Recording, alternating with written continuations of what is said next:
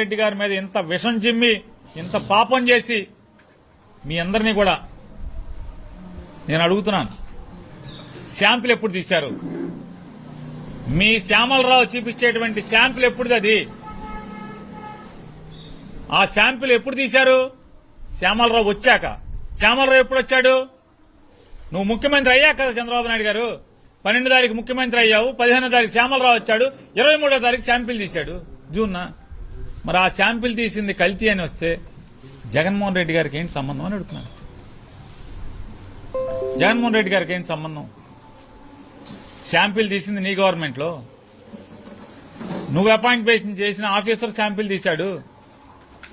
పోనీ ఆ డైరీ ఎప్పుడుదా అంటే నారా చంద్రబాబు నాయుడు గారు 2014 నుంచి 19 దాకా కూడా బోలే బాబా డైరీ వేరే పేరు మీద బోర్డు మార్చారు, కానీ అదే ఓనరు, అదే డైరెక్టర్లు, వాళ్లే, అదే కంపెనీ.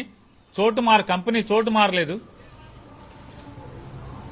కంపెనీ పేరు మారింది. ఇప్పుడు అంతా అదే కదా. పోనీ మీరు జగన్మోహన్ రెడ్డి గారు గవర్నమెంట్ లో ఈ కల్తీ జరిగిందని శ్యామలరావు గారు మీరు కలిసి ప్రెస్ మీట్ ఇచ్చారు కదా. పోనీ శ్యామలరావు గారు ఇది బాలేదు నైని అన్న తర్వాత ఆ కంపెనీ నెయ్యిని తీసుకోవడం ఆపారా అని అడుగుతున్నాను. ఎందుకు ఆపలేదని అడుగుతున్నాను. ఆపాలి కదా. ఈ కంపెనీ పాపాలు చేసింది ఎనిమల్ ఫ్యాట్ అని మీరే మీ నోటితో చెప్పారు. Animal fat. నాలాంటి యానిమల్ ఫ్యాట్ అంటారు, చంద్రబాబు నాయుడు గారు ఎనిమల్ ఫ్యాట్ అంటారు. మేము సంక్షేమం అంటాం, మీరు సమిక్షేమం అంటారు. అలాగే ఎనిమల్ ఫ్యాట్ కలిసిందని మీరే చెప్పారు. పవన్ కళ్యాణ్ గారు గొడ్డు కొవ్వు కలిసిందని చెప్పారు, పంది కొవ్వు కలిసిందని చెప్పారు, చేప కొవ్వు కలిసిందని చెప్పారు. అయోధ్యకు కూడా ఇదే పంది కొవ్వుతో తయారు చేసి రాముడికి పంచిపెట్టారు అని చెప్పారు విగ్రహ ప్రతిష్ఠకి. మరి అదే కంపెనీ నెయ్యి మీరు ఎందుకు కొనసాగించారు? ఎన్నాళ్లు కొనసాగించారు? అంటే మీకు కావలసింది రాజకీయం. శ్రీ వెంకటేశ్వర స్వామి యొక్క ప్రతిష్ట లేకపోతే ఆ పవిత్రత కాదు, భక్తుల యొక్క నమ్మకం కాదు మీకు కావాల్సింది. జగన్మోహన్ రెడ్డి గారిని రాజకీయంగా అణగదొక్కటం అనేటువంటి ఏకైక ఎజెండాతో హిందూ మతాన్ని, తిరుమల తిరుపతి స్వామివారి యొక్క ప్రసాదాన్ని కూడా మీరు నీచంగా వాడుకున్నది మీరు కాదా అని అడుగుతున్నాను నేను. ఈ నీచానికి ఒడిగట్టింది మీరు ముగ్గురు కాదా? ఇవాళ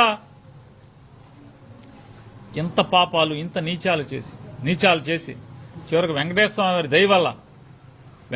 స్వామి వారి దయ వల్ల చెప్తారు దేవుడు ఉన్నాడు అని చెప్తారు. ఇందుకే జగన్ గారు కూడా చెప్తాడు ఎప్పుడు దేవుడు ఉన్నాడని.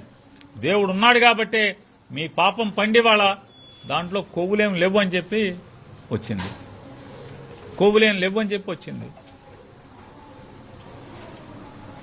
ఇవాళ ఎక్కడైతే వెంకటేశ్వర స్వామి వారి దయ వల్ల, ఆయన మహత్యం వల్ల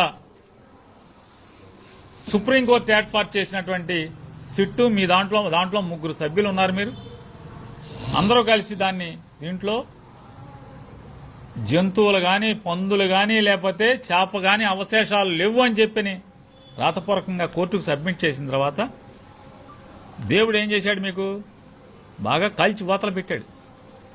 ఇప్పుడు దాన్ని తట్టుకోవటం కోసం సిగ్గు శరం అన్నీ వదిలేసి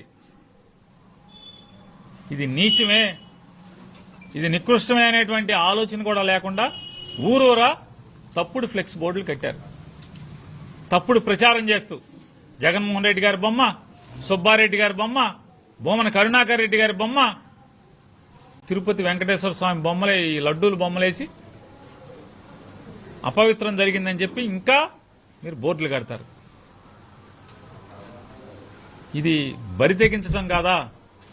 ఈ రాష్ట్రాన్ని నడిపేవాడు, రాష్ట్రాన్ని శాంతి భద్రతలతో ధర్మంగా నడపాల్సినటువంటి పాలకులు ఈ రకంగా ప్రజల మధ్య విద్వేషాలను రెచ్చగొట్టి, ఆందోళనలు రెచ్చగొట్టి, లా అండ్ ఆర్డర్ దెబ్బతినే పరిస్థితిలోకి బ్యానర్లు కట్టించడం, ఊరు ఆర్గనైజ్డ్గా.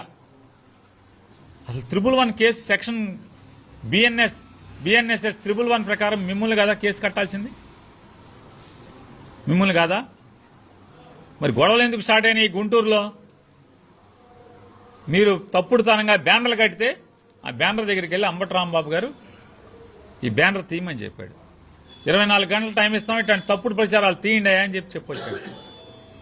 అది ఎవడో నాలాంటి వాడితో అనుకోండి వెళ్ళి ఆయన పీక్కొస్తాం, ఏది జరిగితే జరిగింది అని చెప్పింది.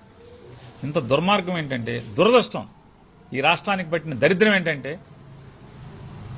ఎక్కడ ఆ బ్యానర్ పెట్టిన తీసుకొచ్చి పోలీస్ స్టేషన్లో కూర్చోబెట్టాల్సినటువంటి మీరు ఆ బ్యానర్లకే మీరు కాపలా కాసే పరిస్థితిలో పోలీస్ వ్యవస్థని ఎంతమంది కాకి బట్టలు వేసుకున్నటువంటి కానిస్టేబుల్స్, ఎస్ఐలు, సిఐలు, డిఎస్పీలు మనస్సంపుకుని ఉద్యోగం చేస్తున్నారు, గతి లేక ఉద్యోగం చేస్తున్నారు. తెలీదా?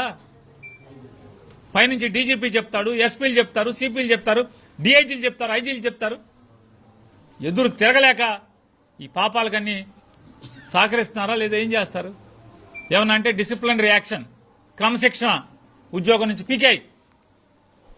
వాళ్ళు చదువుకుని అమ్మా నాన్న కష్టపడి చెమటోడ్చి రెక్క మొక్కలు చేసుకుని వాళ్ళని చదివించి పోలీసు ఉద్యోగస్తులుగా తయారు చేస్తే ఇవాళ మీరు ఎవరికో లొంగిపోయి లా అండ్ ఆర్డర్ను కూడా ఈ రకంగా దిగజారి చేస్తే ఎంత ఆత్మక్షోభ ఈ పోలీసులకి, కానిస్టేబుల్స్ కానీ, ఎస్ఐలకు కానీ, సిఐలకు కానీ, డిఎస్పీలకు కానీ ఎంత క్షోభ. అది క్షోభతో ఉద్యోగం చేస్తుంటారు వాళ్ళు.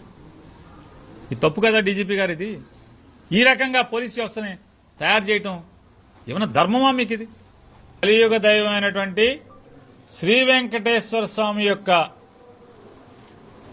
ప్రతిష్టని, భక్తుల యొక్క అపారమైనటువంటి విశ్వాసాన్ని మంట కలపటానికి కూడా ప్రపంచవ్యాప్తంగా కలియుగ దైవం వెంకటేశ్వర స్వామి అంటే, లేదా ఆ వెంకటేశ్వర స్వామికి నివేదన చేసినటువంటి చిన్న మెతుకైనా సరే అది స్వీకరిస్తే జన్మ దైన్యమైనట్టుగా భక్తులు భావించేటువంటి తిరుమల తిరుపతి యొక్క స్వామివారి ప్రసాదం.